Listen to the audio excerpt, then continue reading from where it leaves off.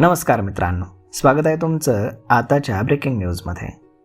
मित्रांनो, हवामान विभागानं वर्तवलेल्या अंदाजानुसार सध्या संपूर्ण विदर्भामध्ये सूर्य अक्षरशः आग ओकतोय. उन्हाचा पारा सातत्यानं वाढू लागल्यानं विदर्भातील जनजीवन हे विस्कळीत झालंय. या वाढत्या तापमानाचा आणि उष्णतेच्या लाटेचा थेट फटका शालेय विद्यार्थ्यांना बसू नये म्हणून राज्य सरकारकडनं एक मोठा निर्णय घेतला जाण्याची दाट शक्यता आहे.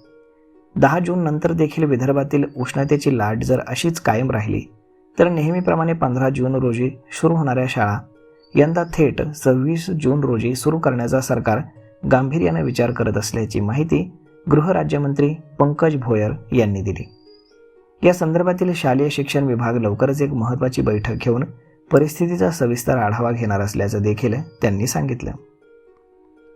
विदर्भातील चंद्रपूर हे जिल्ह्यातील ब्रह्मपुरी हे सध्या देशातील सर्वाधिक उष्ण शहर ठरलंय. ब्रह्मपुरीमध्ये नुकतीच 47.2 अंश सेल्सिअस एवढ्या विक्रमी तापमानाची नोंद करण्यात आली.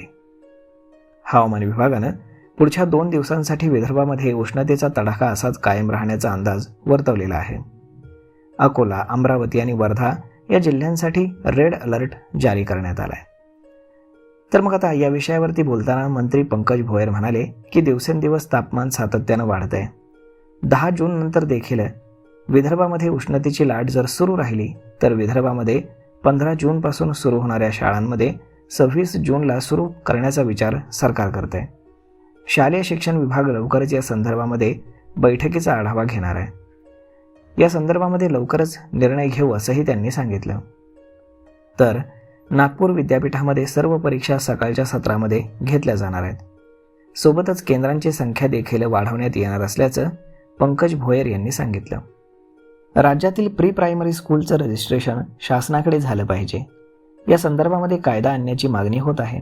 या संदर्भामध्ये शालेय शिक्षण विभागानं पूर्ण तयारी केली असून त्याचा मसुदा सध्या मंजुरीसाठी विधी आणि न्याय विभागाकडे पाठवण्यात आलाय. विधी आणि न्याय विभागाचा अंतिम अभिप्राय मिळाल्यानंतर आगामी अधिवेशनामध्ये हा pre primary school registration act आणण्याचा सरकार प्रयत्न करते असे देखील त्यांनी सांगितलं. तर मग मित्रांनो, अशा पद्धतीनं आता जर उष्णतेची लाट 10 जूनपर्यंत कायम राहिली तर 15 जूनला सुरू होणाऱ्या ज्या शाळा आहेत तर त्या थेट 26 जून रोजी सुरू करण्यात येतील. तर मग मित्रांनो, यावरती आपलं मत काय हे तुम्ही आम्हाला कमेंट करून नक्कीच सांगा. आणि जर हा व्हिडिओ तुम्हाला आवडला असेल तर आपल्या जवळच्या मित्रमंडळींसोबत देखील हा व्हिडिओ तुम्ही शेअर करायला विसरू नका. धन्यवाद.